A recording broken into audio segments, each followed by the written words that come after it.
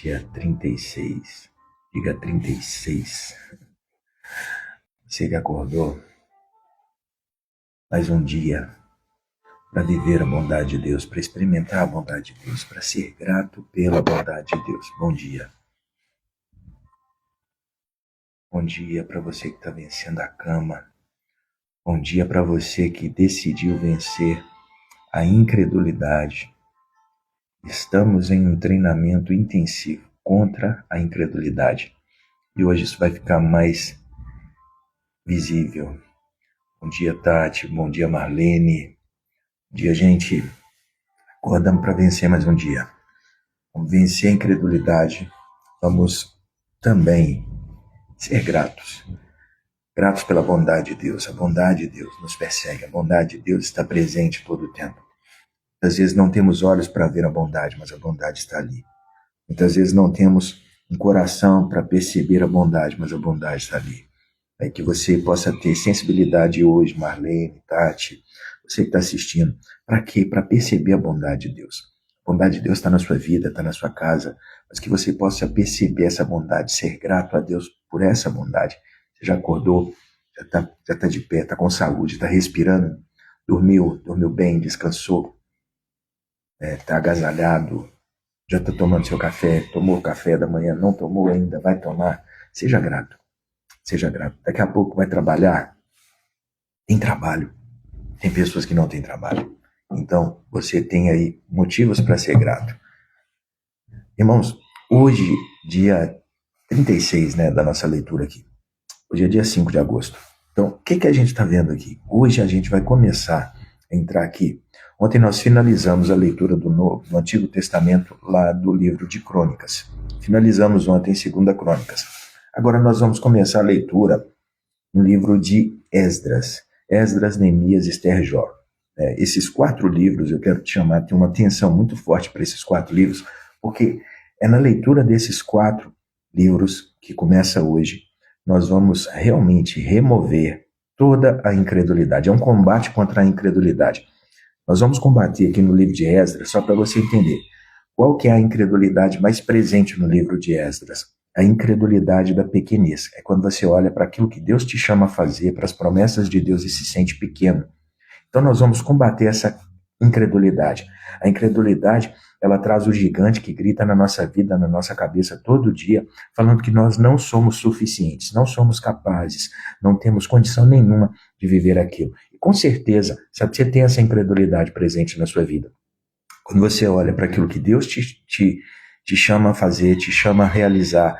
Quando você olha para as promessas de Deus na sua vida, você olha e fala assim, não tem condição, não é comigo. E de repente você faz como Sara. Sara, estéril, era casada com Abraão, e Abraão tinha uma promessa de ser pai de multidões. Aquele homem que tinha uma promessa para ser pai de uma multidão, ele tinha uma mulher, que já era uma mulher mais velha de idade, mas também era estéril. Então, era tipo assim, cara, não tem como, Não tem como viver isso aqui. Porém, a promessa se cumpriu. A promessa se cumpriu. Porque no tempo a palavra fala que Abraão, caminhando com Deus, ele se convenceu. Ele se convenceu. E aonde que nós precisamos chegar? Sabe? Nesse mesmo lugar onde Abraão chegou um dia, ele se convenceu que ele não tinha nada que possibilitasse Deus de fazer a promessa se cumprir, se não fosse por ele mesmo. A promessa só poderia se cumprir se fosse o próprio Deus cumprindo. Abraão não poderia dar a ajudinha, a inteira, ele não podia completar, ele só podia confiar, crer e caminhar. Então, vamos remover essa incredulidade da pequenez. Onde nós vamos ver isso? Aqui no livro de Esdras. Esdras vai falar muito forte, Como que essa incredulidade ela se manifesta? É a voz que diz, nós somos poucos, os recursos são escassos, os obstáculos são grandes demais, porque eles tinham a tarefa de reconstruir uma cidade que foi destruída, o muro que foi destruído. E a incredulidade, essa incredulidade da pequenez, ela nasce do sentimento de insuficiência e da mentalidade de escassez. De repente você vive na mentalidade, eu nunca tenho o que eu preciso. Ou quando tenho, nunca é suficiente. Ou seja, a escassez. Agora presta atenção, ela também nos paralisa para focar sempre no que nos falta, em vez de focar no Deus que supre tudo. Então é tempo de ajustar o nosso foco, é tempo de ajustar o nosso olhar. Não olhar para as contas, olhar para Deus. Não olhar para as dificuldades, vamos olhar para Deus. Não olhar para o pouco recurso. Ah, só tem um pouco de azeite e um pouco de farinha. É tudo que você precisa para fazer o que você tem que fazer. É tudo o que você precisa para começar a fazer. Qual vai ser a arma que nós vamos desenvolver ao longo da leitura desse livro? A arma vai ser o altar da adoração. Quem já tem um altar de adoração, um altar secreto, vai intensificar ele. Então, a sua intensificação no seu altar de adoração vai fazer com que cresça na sua vida aquilo que você precisa para destronar toda a incredulidade de pequenez na sua vida. Aprenderemos com o remanescente de Esdras que a primeira ação contra a pequenez não é esperar recursos, mas é construir um altar no meio das ruínas. Que é isso que a gente vai ver Esdras fazendo. Ele chegou numa cidade destruída, devastada. Ele não foi procurar, remover os entulhos. A primeira coisa que ele faz quando ele chega naquele lugar, ele estabelece um altar, porque um altar atrai a presença de Deus. Um altar é como se você colocasse uma torre de Wi-Fi naquele lugar e falasse, agora eu posso receber sinal. Agora, presta atenção, quando eu estabeleço um altar, o que eu estou fazendo? Eu estou construindo, eu estou estabelecendo uma torre de Wi-Fi, ou seja, um lugar que possa atrair a presença de Deus, um lugar com o qual eu possa me conectar com Deus. Então, a pergunta aqui, para começar, como que está o altar da sua vida? Porque se você está com o altar quebrado, é tempo de restaurar o altar. De repente você fala assim, Adriano, minha vida está toda quebrada, minha vida está um caos. A minha vida está um caos. Então, o que precisa fazer? A sua vida ela começa a ser ordenada, irmão, a partir desse pilar que é a vida espiritual. O pilar da vida espiritual. Se você reconstrói esse pilar, se você se dedica à construção desse pilar chamado sua vida espiritual, se você estabelece o altar, se você reconstrói o altar, o que você vai experimentar no tempo? Você vai experimentar, a transformação das outras 11 áreas da sua vida. Você vai ver cada uma das áreas da sua vida ser tocada, ser marcada, ser inundada pela bondade de Deus. Agora, se você for desleixado na sua vida espiritual, o que você pode ver acontecer, Você pode até focar nas finanças, você pode até focar nos relacionamentos, só que essas outras áreas não têm capacidade, nem poder, nem como, fazer inundar as outras áreas da sua vida. Agora, quando você cuida do pilar espiritual, quando você trabalha seu pilar espiritual, você vai ver as outras áreas serem inundadas. E quando faltar gás, quando faltar ânimo, de onde que você tira? Você tira do pilar espiritual. Quando faltar fé, você vai ter que tirar de onde? Do pilar espiritual. Então, edifique a sua vida espiritual. Então, vamos lá, vamos começar aqui a leitura de hoje. O Max chegou aí também, bem-vindo, Max, bom dia. Pessoal, então vamos lá. Esdras 1, capítulo 1. O que está falando aqui? Veja bem. Esdras 1, capítulo 1. No primeiro ano de Ciro, o rei da Pérsia, o Senhor cumpriu a profecia. Ele despertou o coração de Ciro. Despertou o coração de Ciro. Então o Senhor despertou o coração dos sacerdotes, dos levitas e dos chefes das tribos. O que fala nessa passagem? O que nós precisamos entender? Que a fé que crê no despertar de Deus. Nós temos que ter essa fé. Eu tenho que crer nisso, que Deus é capaz de despertar. Presta atenção. O que é isso? A incredulidade olha para os obstáculos e vê como finais. O império pagão, o povo cativo, uma promessa esquecida. Só que a fé, no entanto, ela crê no poder soberano de Deus para despertar corações. Irmãos, Deus pode despertar corações. Quando nós começamos aqui a leitura do livro de Esdras, o que nós vamos entender? O tempo se cumpriu. Deus ele opera no tempo e nas estações. Então, quando o tempo se cumpre, Deus ele tem pressa de cumprir aquilo que é para aquele tempo. E o que acontece? Chegou, um tempo se cumpriu. O relógio se alinhou. E quando isso aconteceu, Deus olhou e falou, é tempo de cumprir promessas. Então, ele começa a procurar na terra quem ele poderia usar para cumprir aquilo que era a vontade dele. E a palavra fala que ele encontra Ciro. Ciro era um rei, mas não era um rei Israel. Ele não era um rei crente, ele era um rei de outro território. Ele era rei do território que prendeu Israel. E a palavra fala que Deus desperta o coração de Ciro. Para quê? Para fazer a vontade de Deus. Irmão, não tem ninguém na terra. Quando Deus quer mover, ele sabe tocar os corações, ele sabe despertar os corações. A fé, no entanto, crê no poder soberano de Deus para despertar os corações. Deus pode despertar corações, até dos reis. Nem o coração de um rei está imune ao toque de Deus. Deus pode despertar os corações. Agora veja, Deus não precisou converter a Ciro. Ciro não precisou ir numa igreja se converter. Ciro não precisou ser tocado por um homem. O próprio Deus tocou o coração de Ciro. E Ciro era um rei. Ciro era um rei. Ele apenas despertou seu coração para um propósito específico. Ele não forçou o povo, ele despertou um desejo no coração deles. E a minha oração, irmão, é que nesse tempo, né, eu creio que Deus já está fazendo isso, mas a minha oração é que Deus aumente o despertar no coração do povo, das pessoas, da nossa nação, de todo mundo, para que eles possam ter fome e sede pela palavra. Que Deus desperte o coração das pessoas, não para se tornar religiosas, mas para serem pessoas que vão buscar a Deus. Porque eu só posso estar aqui, irmão, essa hora da manhã, você também só pode estar aqui essa hora da manhã, porque Deus despertou seu coração. E eu oro para que Deus continue despertando o seu coração. Eu oro para que a mão de Deus continue despertando o seu coração, para que o Espírito Santo continue despertando Gisele, continue despertando Marlene, continue despertando Max, continue despertando você que assiste a gravação. Que Deus continue te despertando, sabe? Que Ele te desperte todos os dias pela manhã. Que você se abra, fala, Pai, eu quero participar, eu quero viver isso que o Senhor está fazendo. Não me deixe de fora. Desperta o meu coração. A fé não se desespera com corações fechados. Ah, mas eu vejo o coração dessas pessoas está fechado. Ei, a fé verdadeira não se desespera com os corações fechados, sejam de chefes, governantes ou de familiares, porque de repente você está orando e olhando para os seus familiares, está falando assim, o coração dele não se abre, o coração dele é fechado, o coração dele é duro. Presta atenção, Deus tem graça suficiente para despertar corações. Então, não se angustie. Não fique incrédulo. Ah, será que Deus nunca vai tocar na vida dele, nunca vai tocar na vida dela? Continue. Você deve continuar a orar. Irmão, se tem algo que é maravilhoso, é você entender o poder da oração. É você entender o que acontece quando você ora, quando você está intercedendo pela vida de alguém. Sabe a canetinha marca-texto? Sabe o que é uma canetinha marca-texto? Isso aqui, ó. Interceder é usar uma canetinha marca-texto. Pega isso aí, Gisele, para você.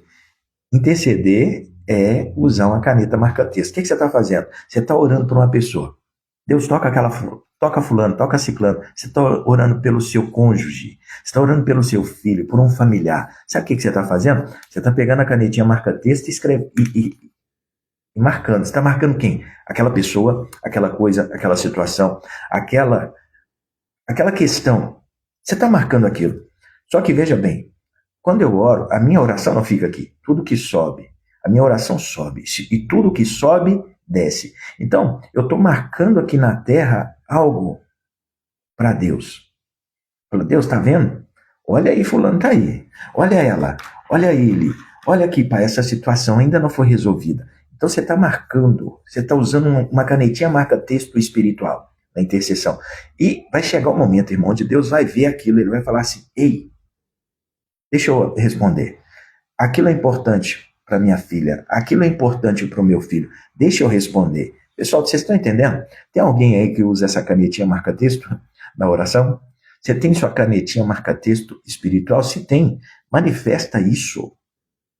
Vai nos comentários aí, reage, pelo amor de Deus. Fala assim, eu marco o texto, eu sou intercessor, eu sou uma pessoa que ora e eu não oro de brincadeira. Quando eu oro até ver respostas. Eu oro para ver respostas, eu não oro para ver se funciona. Eu oro porque eu sei que a oração, ela tem poder.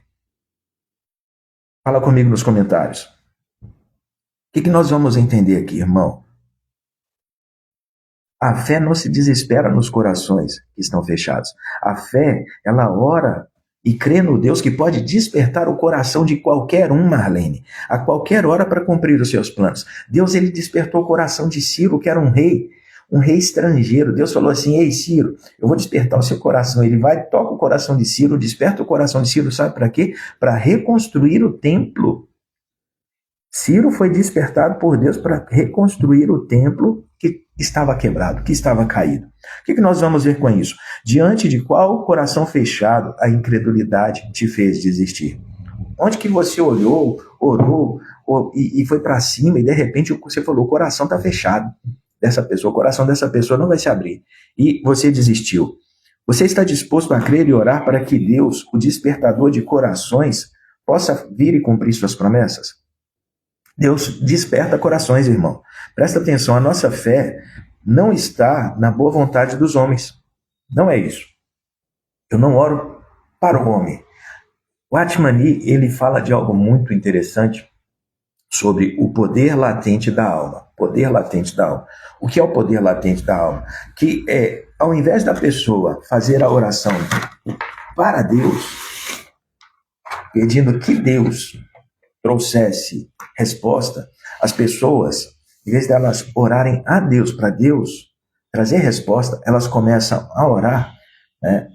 Só que ela não ora para Deus tocar a pessoa. Ela não ora para Deus tocar os corações. Ela começa a fazer uma projeção da alma dela sobre a vida daquela pessoa.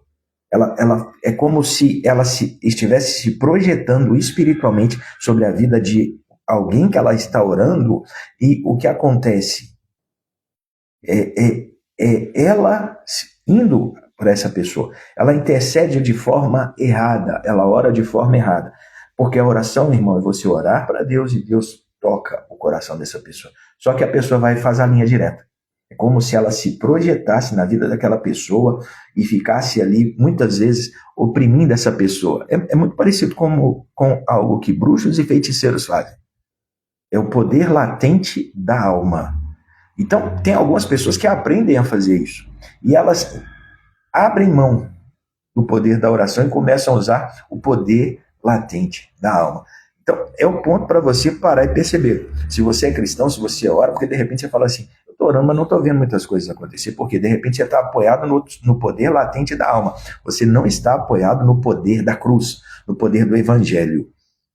Eu estou disposto a crer e orar para que Deus, o despertador de corações, intervenha. Irmão, onde que você encontrou um coração endurecido que você parou de orar?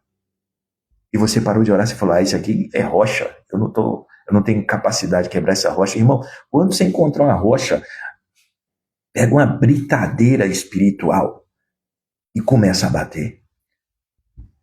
Água mole, pedra dura, tanto bate até que fura. Bata, irmão, bata. Se você quer o que está do outro lado, bata. Pedir, pedir. Buscar, buscar. Bater, bater. Todo aquele que pede, recebe. Todo aquele que busca, encontra. E a porta lhe será aberta. Você não sabe se você realmente quer aquilo quando a porta abre. É quando a porta fecha. É quando você ora uma vez e a coisa não acontece. Você fala assim, rapaz, eu já orei, a coisa não aconteceu. Pois é. É aí que você vai descobrir o quanto que você quer. Você não sabe se você realmente quer algo quando você recebe um sim, mas é quando você recebe um não. Está disposto a continuar batendo? Veja bem, a nossa fé não está na boa vontade dos homens, mas no poder soberano de Deus para inclinar e despertar o coração de quem Ele quiser para cumprir suas promessas. Ele pode despertar o coração de quem Ele quiser. Irmão, hoje, se Deus quiser, Ele pode despertar o coração do Lula e o Lula pode fazer uma revolução no Brasil. Ele pode fazer. Ele fez isso com Ciro. Ele pode despertar o coração que Ele quiser. Ele pode. Agora, presta atenção. A incredulidade vê portas fechadas. A fé crê no Deus que tem a chave de todos os corações. A incredulidade sempre vai ver a porta fechada. Mas a fé não. A fé nos leva a olhar e crer. Deus tem a chave para abrir todo e qualquer coração. Ei, lembra de você antes de Deus te alcançar? Como que seu coração era perdido? Como que seu coração era vazio? Como que seu coração era travado? E Deus não conseguiu te alcançar? E Deus não conseguiu te tocar? A oração é a alavanca que move o coração de Deus. A oração perseverante tira os obstáculos espirituais do coração humano, sim. Só que o que acontece, irmão? Deus tem a chave dos corações. Deus tocou meu coração. Eu lembro como eu era. Você também se lembra? Porque hoje você olha e deve falar assim, eu sou tão bonzinho, sou tão perfeitinho. Não, você tem que se lembrar de onde que Deus te tirou. Lembra lá daquela pessoa que você era. Se Deus conseguiu, irmão, tem pessoas que olham e falam assim, aquele irmão ali é só Jesus. Ô irmão, deixa eu te falar comigo também foi só Jesus. Você acha que quem fez alguma coisa por mim foi A, B, C? Não, foi Jesus. Algumas pessoas acham que elas eram tão assim, era quase santa, né? Era quase um anjo, porque para elas não foi Jesus, para elas foi o Adão, foi o Moisés. Não, irmão, foi Jesus na sua vida também, se lembre disso. Então vamos lá, ponto 2 aqui. A fé que devolve a honra roubada. Isso aqui é forte. Esdras 7 fala assim, o rei Ciro tirou os utensílios que o rei Nabucodonosor havia levado do templo do Senhor. Ao todo havia 5.400 utensílios de ouro e de prata. Sesbazar trouxe tudo isso consigo quando os exilados voltaram da Babilônia em Jerusalém. O que a gente vai ver aqui? A incredulidade se conforma com a perda. O que você perdeu? Porque quando tem uma perda, a incredulidade fala assim, eu perdi. E ela se conforma. Agora veja, a incredulidade ela aceita que o que foi roubado pelo inimigo está perdido para sempre. Perdi. A incredulidade se conforma com perdas. E ela acha que aquilo é para sempre. Agora veja, a fé, contudo, ela crê em um Deus de restituição total. A fé te leva a crer em um Deus que é capaz de restituir aquilo que foi roubado. A devolução dos utensílios do templo não era apenas sobre o ouro e a prata. O que Deus estava comunicando aqui? Quando o rei foi lá e pegou tudo aquilo que Nabucodonosor tinha roubado do templo do Senhor. Presta atenção. As coisas que foram roubadas do templo do Senhor foram as primeiras coisas que foram restituídas quando Deus despertou o coração de Ciro. Ciro entrou lá e falou assim, cadê as coisas do templo? Cadê os utensílios do templo? Eram utensílios de ouro, de prata, de bronze, utensílios caros. Utensílios, sabe, que tinham uma comunicação no mundo espiritual. Aí o que acontece? Ele fez a devolução disso. As primeiras coisas que foram devolvidas foram as coisas do templo. Não era apenas sobre ouro e prata, era sobre a restauração da honra e da santidade da adoração. Começou pelo templo. Deus fez questão de que a reconstrução começasse com os objetos que foram humilhados. Aquilo que foi roubado foi devolvido. Se Deus fez com que os homens devolvessem aquilo que foi roubado dele, você acha que é diferente comigo, com você? Eu não sei o que você perdeu, eu não sei o que foi roubado da sua vida, irmão, mas presta atenção. Não se conforme com a incredulidade de perdeu. De repente, você perdeu, a incredulidade gritou, na vida emocional, na vida sentimental, na vida financeira. Tem coisas que foram tiradas da sua vida e a incredulidade gritou, perdeu. Ei, irmão, estou aqui nessa manhã para declarar sobre a sua vida que o meu Deus, o seu Deus, o nosso Pai, ele é restituidor. Existe restituição em Deus. Eu não sei o que você perdeu, mas há restituição. Silencia a voz da incredulidade que diz, perdeu. Silencia a voz da incredulidade que diz para você, acabou. Não, não acabou. Ei, o meu Deus, o meu Pai é restituidor. A fé crê no Deus que não apenas nos tira do cativeiro. Você estava preso, Deus te libertou, mas Ele te libertou e você vai andar igual mendigo, você vai andar de mãos vazias, você vai andar sem ter nada daquilo que Ele tem para você. Não, Deus, ele é capaz não só de te libertar, de te salvar, mas Ele é capaz também de fazer aumentar na sua vida. Não importa, de repente algumas pessoas falam assim, quando eu era um escravo no mundo, quando eu era um perdido, a minha vida era melhor. Ei, irmão, você precisa conhecer a Deus direito. Não tem como. Não tem como. Eu lembro da vida do Adriano perdido. Eu lembro da vida do Adriano longe de Deus. Eu lembro. Não era boa. Não era boa. Agora, de repente, você perdeu a visão de quem você era, da sua vida emocional, sentimental, do vazio que você carregava, e você tenta preencher isso com coisas. Coisas nunca vão preencher o vazio que você carrega, mas a presença dele vai. A palavra dele vai. A presença dele, se você tem um vazio grande, busque todo dia. Eu lembro quantas vezes eu bebia por semana. Todos os dias. Eu lembro quanto eu bebia todo dia. Porque eu tinha o desejo de preencher algo dentro de mim, que não conseguia preencher. Eu lembro quantas vezes eu precisava me drogar para começar a sentir um barato, por conta de um vazio que tinha dentro de mim. O vazio não era do tamanho de nada que tinha aqui fora. Não eram coisas, não eram pessoas. era a presença dele. Ei, o seu vazio não é do tamanho de coisas desse mundo. O seu vazio é maior que esse. É do tamanho dele. Ele traz o encaixe perfeito. Quanto mais você entende isso, você busca, você vai ver ele preencher o vazio do seu coração. A fé crê no Deus que não apenas nos tira do cativeiro, mas ele faz o inimigo devolver tudo que ele roubou. Não sei o que ele roubou da sua vida, eu não sei o que ele roubou da sua casa, da sua família, mas é tempo de restituição. A incredulidade, ela é silenciada e os nossos olhos são colocados em Deus e Deus é um Deus restituidor. Amém? Tá comigo? Reage aí, crente. Pelo amor de Deus, acordou cedo para ouvir isso e ainda fica aí com esse dedo travado. Dá um glória a Deus aí nesses comentários. Manda um fogo pro alto. Quando você manda fogo pro alto aí, ó, ele sobe aqui e Deus vai mandar um fogo aí na sua vida. Você está com frio, Deus vai te aquecer.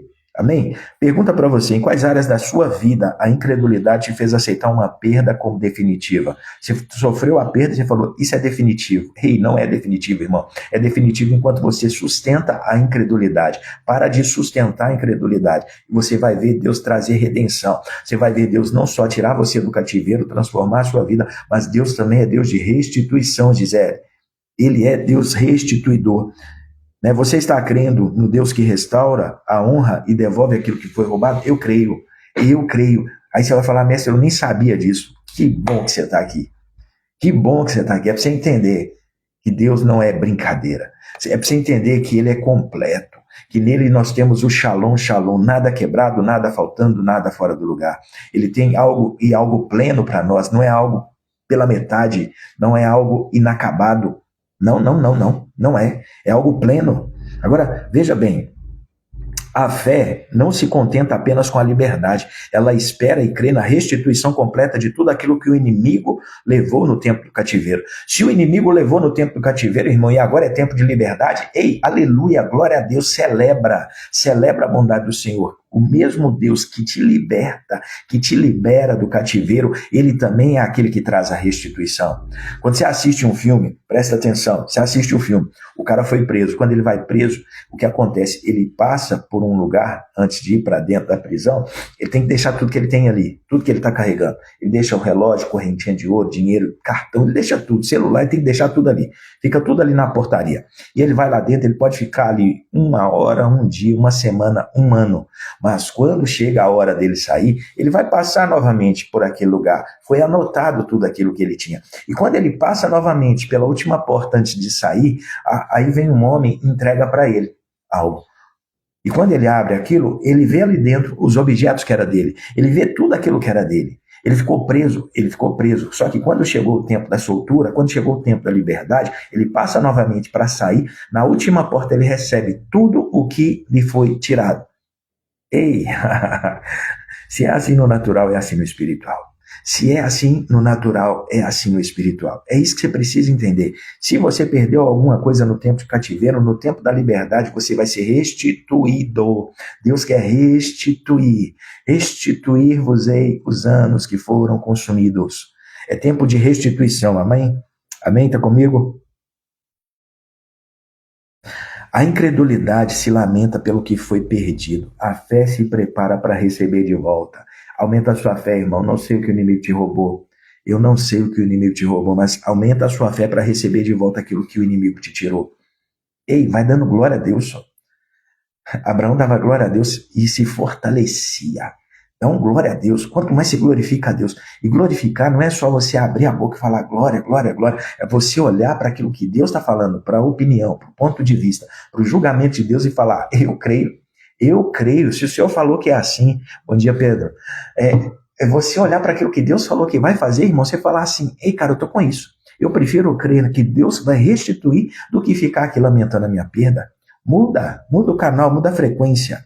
Vamos lá. Terceira coisa, a fé que se submete à genealogia divina. Esdras 2,62 fala assim, procuraram seus nomes nos registros genealógicos, mas não os encontraram. Por isso não se qualificaram para servir como sacerdotes. O governador então ordenou que não comessem das porções dos sacrifícios, até que um sacerdote consultasse o Senhor. O que estava pegando aqui? Presta atenção. Ele estava restaurando o trabalho dos sacerdotes, dos levitas, e tinha alguns homens que tinham se casado com pessoas que tinham a genealogia sacerdotal de levita, e eles voltaram. E quando eles voltaram, o que acontece? Na hora de fazer ali, né? Porque não era uma bagunça, irmão. Tipo, qualquer um pode servir, a gente tem pouca gente, qualquer um pode servir. Não, lá não estava desse jeito, não. A coisa tinha uma ordem. Falou assim, cadê? Pega aí, vamos ver quem são os sacerdotes, vamos ver quem são os levitas, vamos ver quem é quem. E como que descobria? Ia na genealogia. Aí foi lá na linhagem, olhou e falou assim, essa pessoa não tem o nome dela aqui, não. Não, mas ela está se prontificando aqui para servir. Não, mas ela não pode servir. Lá não podia. Então, o que acontece? O que nós vamos aprender aqui? A incredulidade busca posição e privilégio, baseada em sentimento, a aparência ou autodeclaração. A incredulidade, ela quer sempre uma posição. Ela não respeita. Ela não aceita. A fé, no entanto, ela entende a importância da identidade da ordem divina. A qualificação para o sacerdócio não era negociável, ela exigia uma linhagem comprovada. Tinha que ter linhagem. Não era chegar e fazer de qualquer jeito. Não era chegar e servir de qualquer maneira. Não era de boa vontade. Não. Isso nos ensina que no reino a nossa identidade, a autoridade não vem do que achamos que nós somos. Por quê? O que você acha oscila. Hoje você crê, amanhã você não crê. Por quê? Porque tem um ânimo dobre dentro. Quando a palavra fala em Tiago do ânimo dobre, fala do homem inconstante. Uma hora quer, outra hora não quer. Isso fala de um homem que tem duas mentes, duas almas, combatendo dentro de si. Uma hora ela quer ler a Bíblia toda, no outro dia ela joga a Bíblia longe. Uma hora ela quer buscar a Deus, no outro dia ela quer buscar o diabo. Então é uma pessoa que ainda não se decidiu. Só que o que acontece? Ninguém pode servir a Deus apenas com base nessa inconstância. Essa inconstância tem que dar lugar a uma pessoa constante. É isso que vai acontecer com você, participando aqui do discipulado todo dia pela manhã. Você vai aprender constância, você vai aprender perseverança, você vai aprender que você não se move por sentimentos, mas se move pela fé. E a fé, ela vem por onde? Pela palavra de Deus. Amém? A fé entende a importância da identidade da ordem divina. Agora, veja bem, a nossa identidade e autoridade não vem daquilo que nós achamos. Quem você acha que você é? Porque daqui a pouco você muda isso. Agora, a nossa identidade, ela vem de quem Deus diz que nós somos. Quem Deus diz que nós somos. Isso registrado na genealogia da fé em Cristo. Quem Cristo diz que você é. Quando você desconhece quem Cristo diz que você é, o que a palavra diz que você é, você vai viver pelo achismo. E quando não é o achismo, é a sugestão. É sempre alguém falando para você, eu acho que você é, eu acho que você é. Isso é sugestão, meu irmão. É tempo de abandonar a sugestão. É tempo de abandonar o achismo. E é tempo de você realmente descobrir em Cristo quem você é. Uma coisa que eu comecei a compartilhar com quem está lá no grupo. Quem está no grupo? Tem um link nos stories para você participar de um grupo. Eu abri esse grupo para esse mês, onde nós vamos compartilhar todos os dias ali mais conteúdos, depois da live, ao longo do dia. Para quê? Para que você possa continuar crescendo e desenvolvendo. Ontem eu compartilhei lá algumas declarações de identidade. Mas o que é a declaração de identidade? Para você declarar quem você é de acordo com a palavra. Porque, de repente, a sua vida ela não é clara para você ainda. Então, quando você começa a olhar para quem você é de acordo com a Bíblia e declarar isso está forjando em você a sua identidade. Por que eu preciso declarar? Porque vida e morte está no poder da língua. Se você declara que você é fraco, você fica fraco. Tem galinha de Angola aí? Eu espero que não. Mas se tiver uma galinha de Angola aqui que fica falando assim, tô fraco, tô fraco, tô fraco, é tempo de você parar, tô fraco, tô fraco, tô fraco, começar a falar, diga ao fraco, eu sou forte. Deus mandou o povo dizer, falou assim, ei, diga o fraco, eu sou forte. O que acontece quando você diz, eu sou forte? A sua sinergia muda. O que você está falando afeta a sua mente e, consequentemente, afeta o seu corpo. Sua postura começa a mudar. Você fala, eu sou forte. Uai, eu tô me sentindo forte. Eu estava cansado agora, porque você é um espírito. possui uma alma e habita no corpo. Aí, ó, Marlene está lá, a Gisele está lá. Se você está assistindo aqui e não está no grupo ainda, clica lá. O link está nos stories, irmão. Clica lá no link nos stories e entra para dentro do grupo. Não fica sozinho, não. Sabe por quê? O pelotão te puxa. Guarda isso. O pelotão te puxa. Caminhar sozinho, você pode ir até mais rápido caminhando sozinho. Mas quem vai junto, o pelotão te puxa. Tem dia que você não quer. Mas aí alguém vai mandar lá no grupo assim, ei, irmão, hoje Deus falou comigo. Hoje Deus falou comigo, falou isso, isso, isso. Aí você vai compartilhar. O outro que não viu vai falar assim, rapaz, o que eu tô perdendo? O que Deus falou com ela, eu precisava também. O que Deus falou para ele, eu precisava disso também. Só que o que eu tô fazendo? Eu tô perdendo para a cama. Eu não consigo ganhar da cama, eu vou ganhar da incredulidade? Acorda para governar, irmão. Amém? A fé que submete à genealogia divina. Presta atenção. A minha busca por um lugar no reino é baseada na minha vontade, na minha incredulidade ou na identidade que foi firmada e comprovada em Cristo. Você busca por quem você é ou por quem você acha que é? Você busca por conveniência ou você busca por certeza? A fé verdadeira não busca atalhos para a posição, ela descansa na identidade que Deus lhe deu e se submete à ordem e ao seu tempo. Se Deus já falou que você é, irmão, continua caminhando. Ah, mas eu tinha que estar aqui, eu tinha que estar lá. Não faça jeitinho. Respeite o processo. Respeite o processo. A incredulidade, ela exige um título. A fé comprova uma linhagem. A identidade sempre quer. A fé comprova. Ela espera, ela fala, eu sei quem eu sou.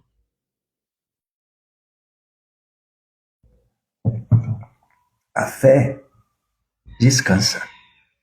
Porque a fé é uma certeza. Você tem que caminhar até descobrir quem você é, a sua identidade. E entender que tudo o que você vai fazer, vai viver em Deus é a partir da identidade.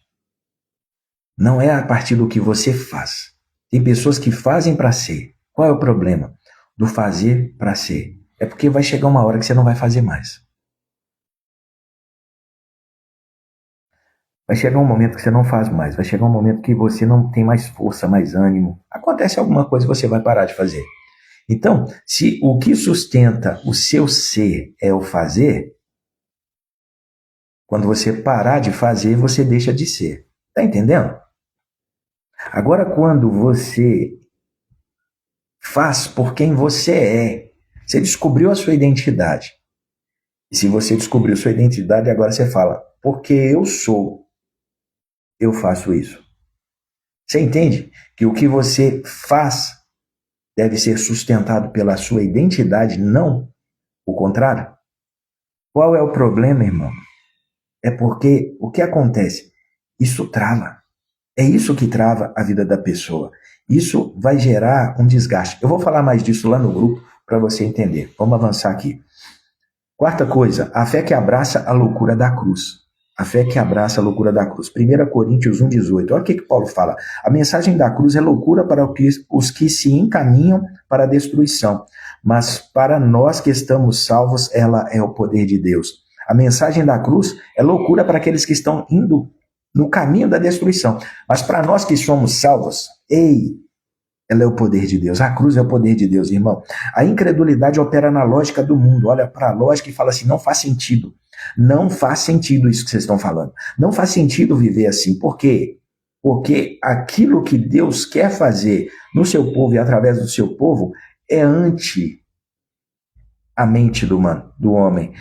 Trava a mente do homem. Não é lógico. É sobrenatural.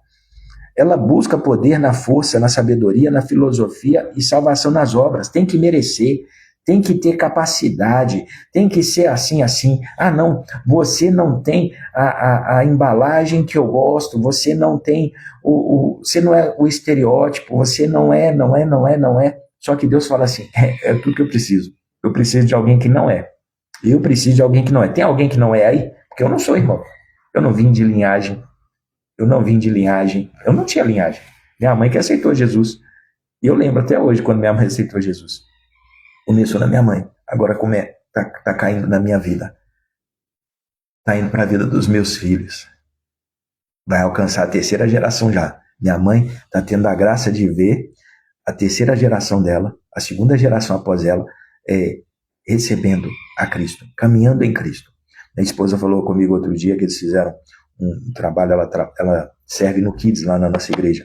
Aí ela pegou e falou assim, que estava falando dos 5 ministérios. E ela falou, Adriano, enquanto a gente estava lá falando tal, aí os meninos estavam falando qual ofício ministerial que eles queriam ter, se eles queriam ser apóstolos, profetas, evangelistas, pastores ou mestres. Você não escolhe isso, né? Mas é legal você colocar isso no coração da criança para que ela possa começar a cultivar isso. Porém, aí ela falou assim, aí os meninos estavam falando. Aí quando chegou na vez do Abner, que é meu filho, aí ela falou, sabe o que ele falou que ele quer ser quando ele crescer? Ele falou que ele quer ser mestre, igual o pai dele. Quer ser mestre igual o pai dele. Então vou afiar o menino. No que ele depender de receber da minha vida, ele vai ser a pessoa que mais vai receber. Amém? Que você possa também viver essa loucura. De ver seus filhos, né? De você ver seus filhos querendo se tornar algo que eles veem em você. Não que você fala que é, mas algo que você realmente transpira na sua vida. Amém? A incredulidade opera na lógica, irmão. Por isso, veja bem, a mensagem de Deus, de um Deus que se torna fraco e morre numa cruz e salva pela graça, parece loucura. Amém, Tati? Bem-vinda, Nana. A mensagem de um Deus que se tornou fraco, irmão, ele se vestiu de homem, ele se tornou fraco. Ele morre numa cruz e salva pela graça. Para receber aquilo é de graça. É um seguro de vida de graça que você pode receber. É a pólice da eternidade. E tem gente que não quer. A fé é a capacidade dada por Deus de enxergar através de uma aparente loucura e ver o verdadeiro poder e a verdadeira sabedoria de Deus. Olhar nas coisas loucas e falar assim, só Deus para fazer isso. Crer na cruz é o ato mais anti-incredulidade que existe. Irmão, quem consegue olhar para a cruz e crer na cruz, ele rompe com a incredulidade. Ei, irmão, nós estamos destruindo a incredulidade. Eu não sei como é que tem sido seus dias, mas eu declaro que você vai silenciar a voz da incredulidade, vai aumentar a voz da fé. A voz da fé na sua vida, ela vai aumentar. Quando você abrir a boca, policia as suas palavras, policia aquilo que você fala durante o dia.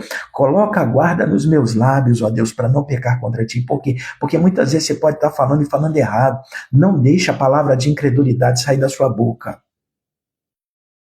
Amém? Pergunta para você, estou tentando tornar a cruz inteligente para o mundo ou estou abraçando a sua loucura?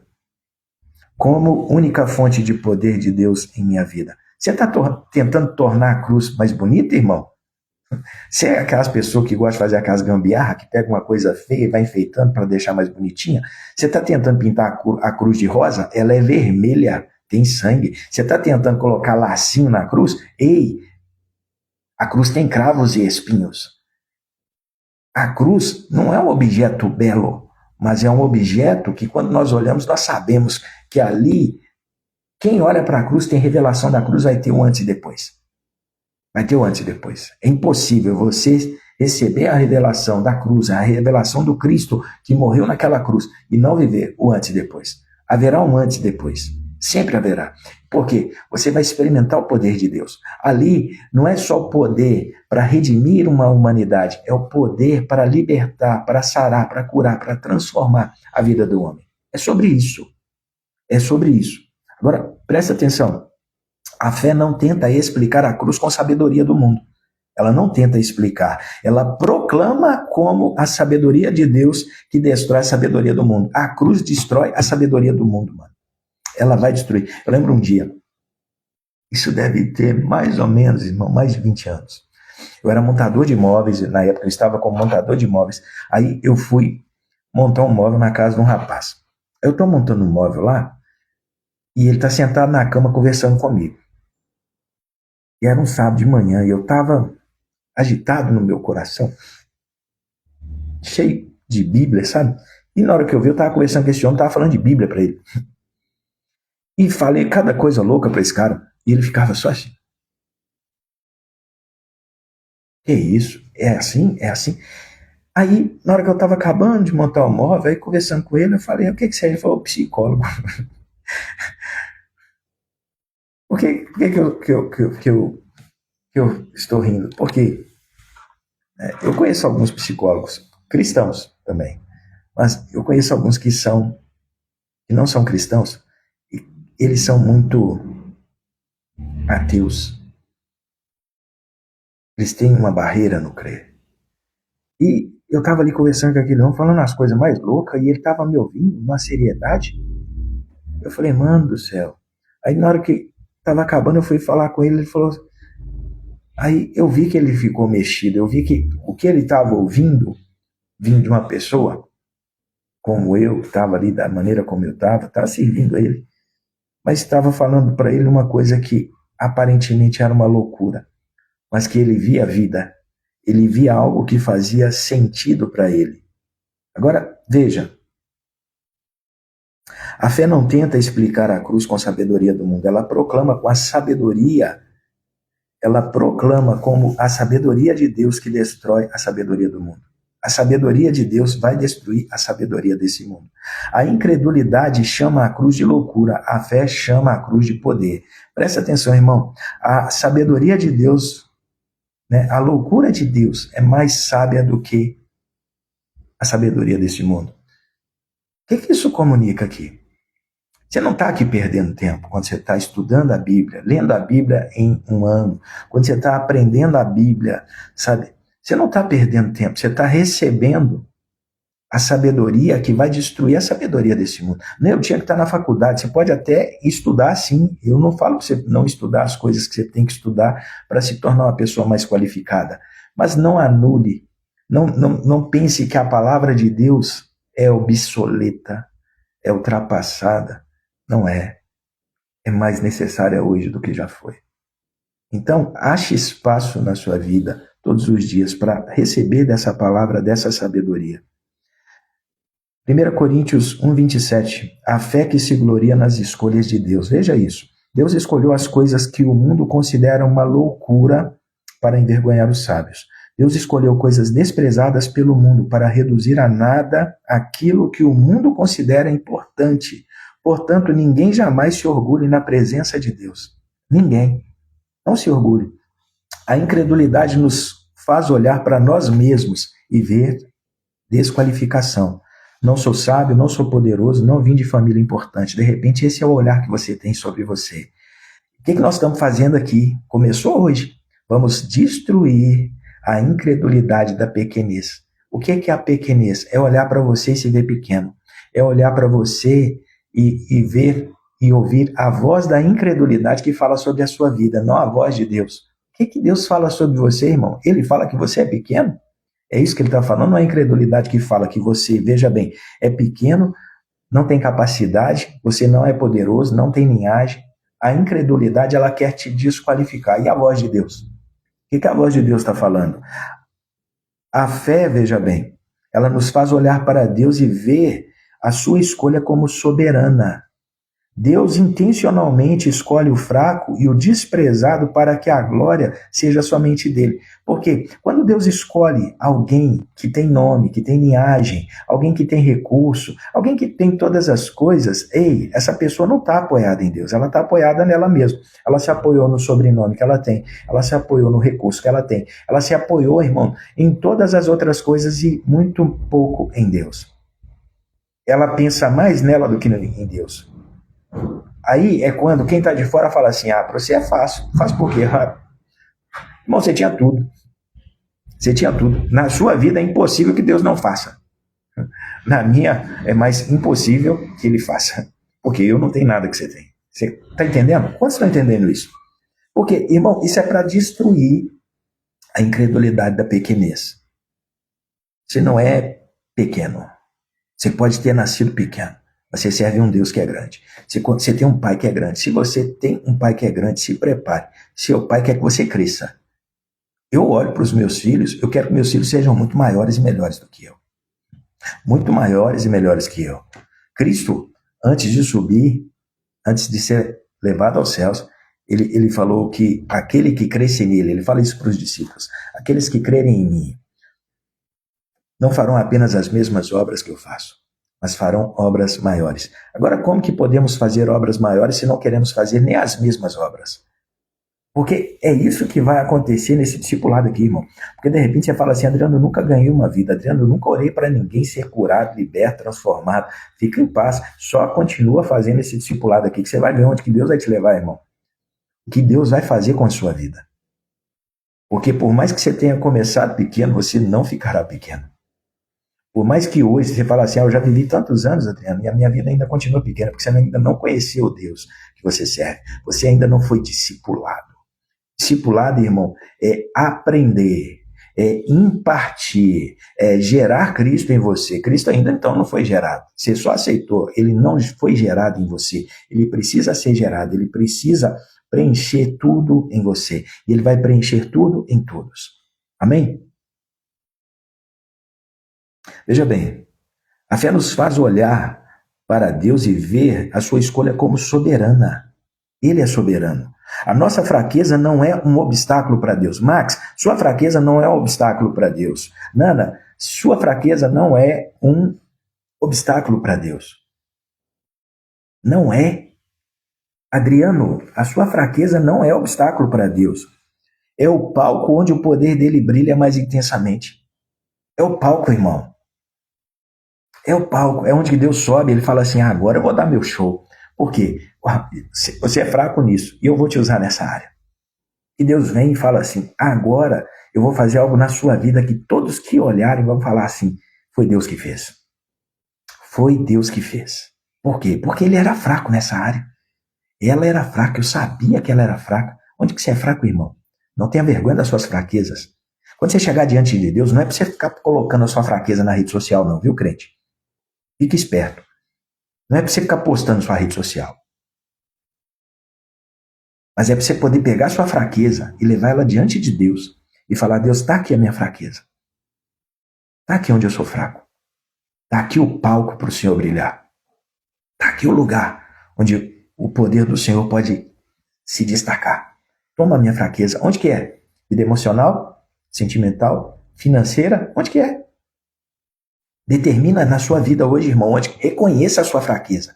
O diabo sabe onde é a sua fraqueza, ele deita e rola nela. Agora você precisa saber onde é a sua fraqueza. Onde que está a sua fraqueza? É no caráter? Deus, meu caráter é fraco. Transforma meu caráter. As pessoas não acreditam em mim. Elas me chamam de mentiroso. Mas foi até hoje. Eu não quero mais ser um mentiroso. Eles me chamam de caloteiro. Eu não quero mais ser caloteiro.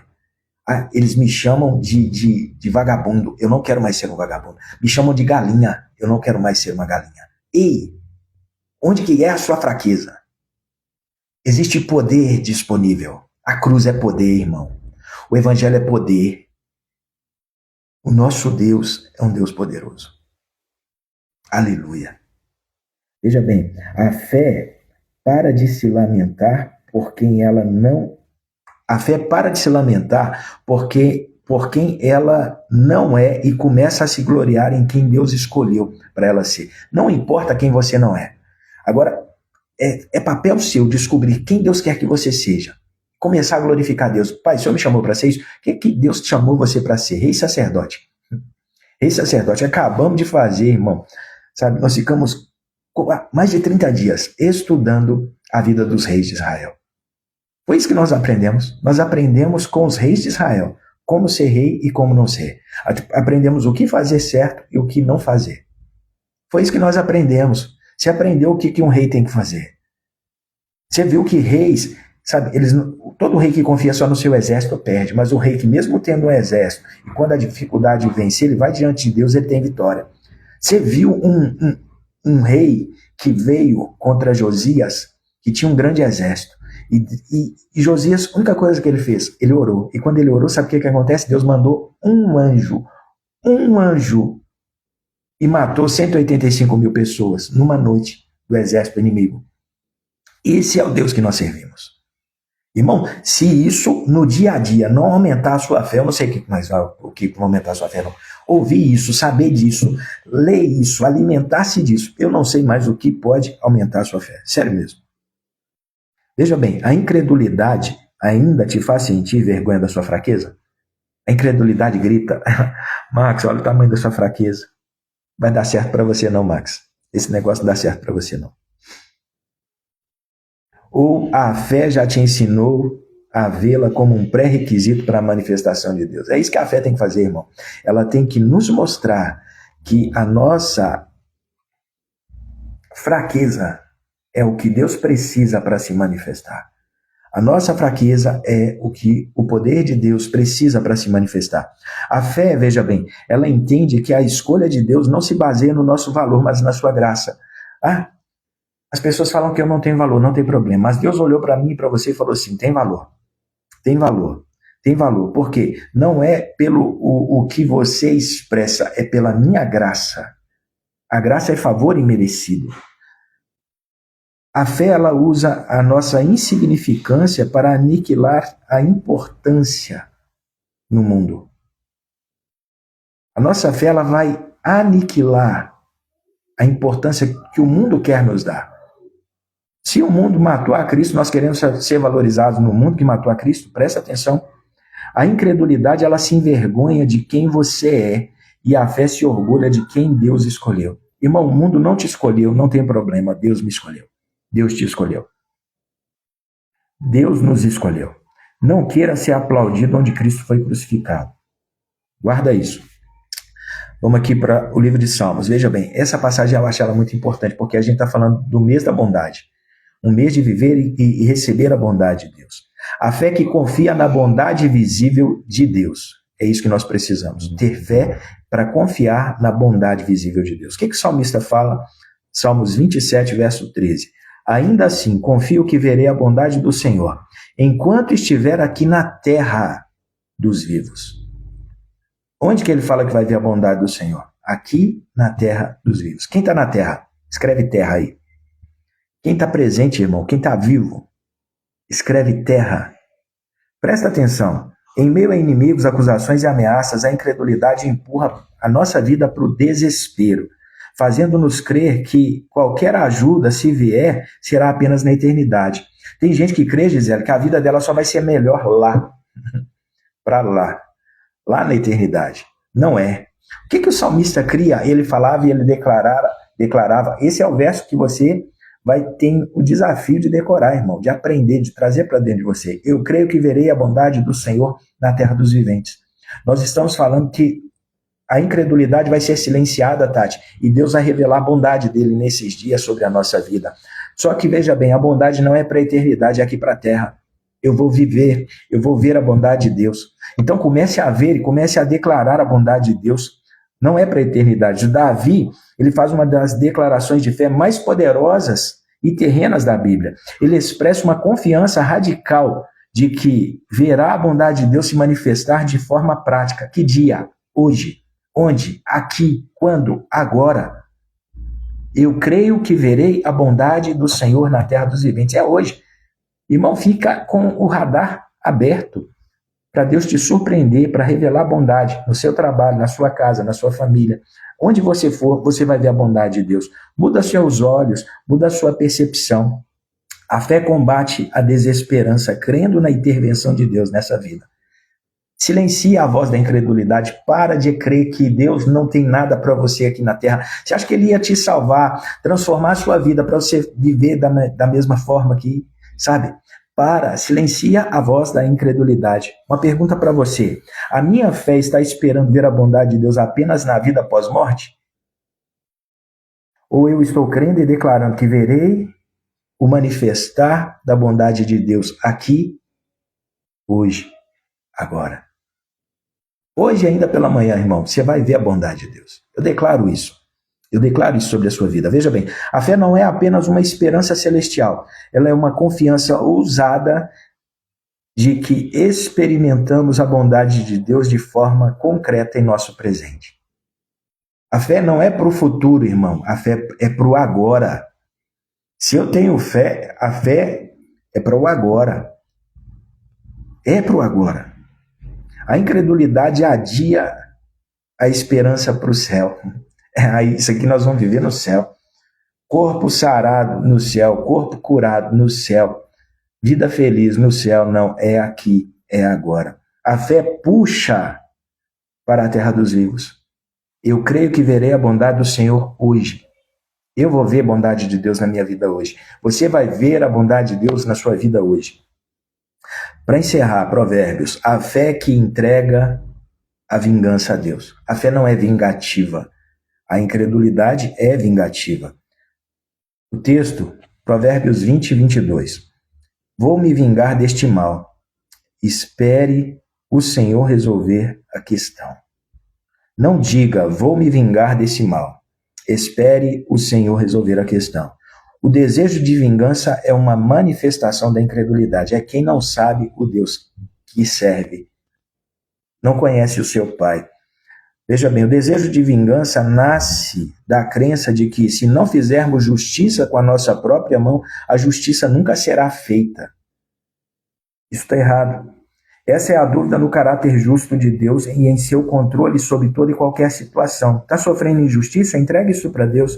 Foi injustiçado? Entregue isso para Deus. A fé, por outro lado, é um ato de confiança radical na justiça divina. Ela crê e ela abre mão do direito de retribuir o mal com o mal. Ela crê que Deus fará melhor do que isso. Esperar no Senhor não é passividade, é um ato de guerra espiritual. Irmão, a maior guerra espiritual que nós enfrentamos é quando somos injustiçados e queremos resolver isso com a nossa própria mão. Então, quando você vai ali, entrega aquilo diante do Senhor, coloca aquilo diante de Deus, sabe o que está acontecendo? Você está mostrando para Ele que você crê, que você sabe que Ele é um justo juiz e que Ele vai trazer justiça àquilo que está acontecendo na sua vida. Esperar no Senhor não é passividade. Você não está passivo, você está crendo, está confessando, está declarando que Ele vai inverter aquilo sobre a sua vida. Agora, pergunta para você, para encerrar. Existe alguma ofensa ou mal que você recebeu e que você está tentando se vingar no dia de hoje, com as suas próprias mãos, palavras ou atitudes? Isso revela a sua falta de fé no juiz verdadeiro.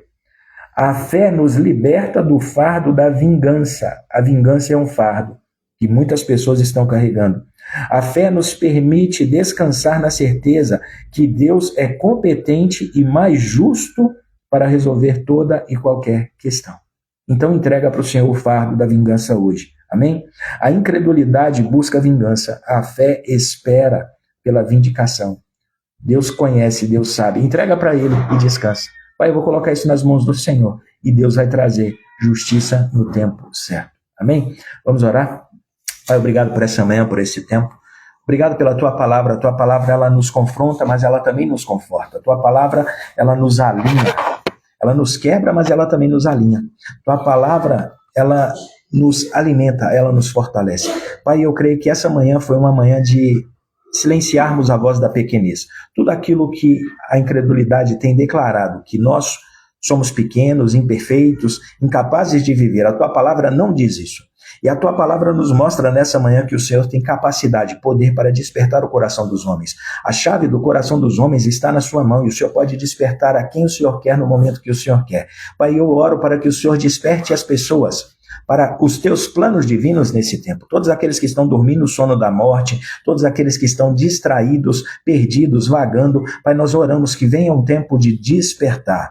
Pai, e eu creio que nós veremos a bondade do Senhor aqui na terra dos viventes. Não será na eternidade, não será no futuro bem distante, será hoje, aqui e agora. Hoje, aqui e agora. Nós veremos a bondade do Senhor se manifestar, nós veremos a bondade do Senhor se apresentar na nossa vida. E eu oro pela vida, pela minha vida e pela vida dos meus irmãos, para que nós possamos ter olhos para ver e ouvidos para ouvir a bondade do Senhor diante de nós. Senhor, em nome de Jesus, nós te agradecemos.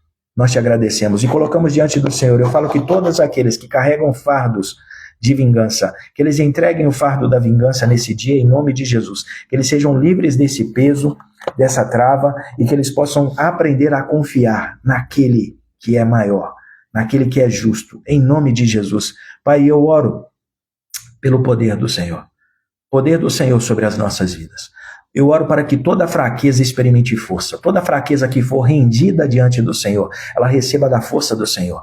Pai, nós entendemos nessa manhã que a nossa fraqueza é o palco para o seu poder. Pai, vem dar o seu show, vem nos revestir com o teu poder. E eu creio que o nome do Senhor será levantado, glorificado. Amém. Amém, irmão? Deus abençoe você. Entra no grupo, o link está nos stories. Eu te espero lá no grupo. A gente continua conversando hoje. Deus abençoe você. Até amanhã, 6h30 da manhã. Shalom, shalom.